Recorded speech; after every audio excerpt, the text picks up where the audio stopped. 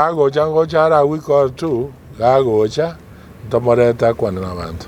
Ikiarabono, not on Gita, and don't you can say a mess. We go you back a mess, Moreke. Tulikuwa tunaongea nao tena na wapata wako kwa Maraga. Wamechanganyikiwa, isn't it?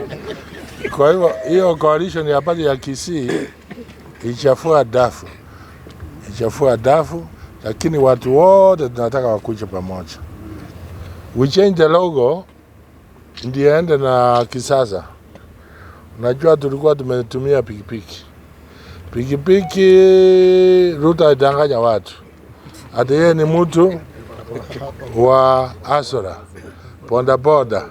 Sasa ukienda kwa hao wa pikipiki watakasirika because watafikiri na wadanganya. Na hiyo logo tumeweka ni ya watu yote. Tutaunganisha kila mtu ndani.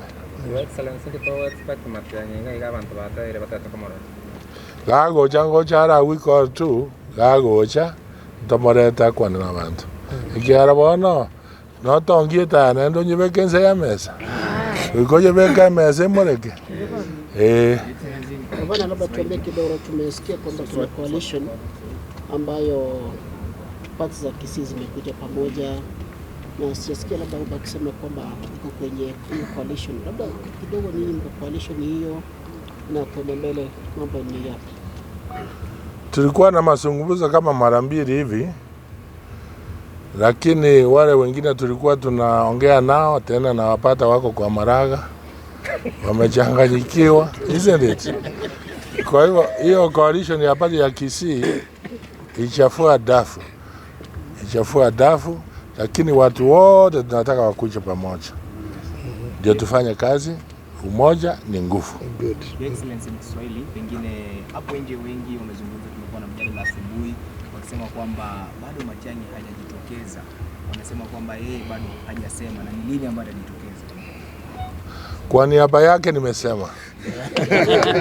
Na wiki moja mbili atakuja aseme, so subira ufuta hili. But the party that will field the candidature of Fred Matiang'i will be United Progressive Alliance Party, which is the party you are seeing here. So we have come here today, number one, to review the constitution, to be able to accommodate the entire nation.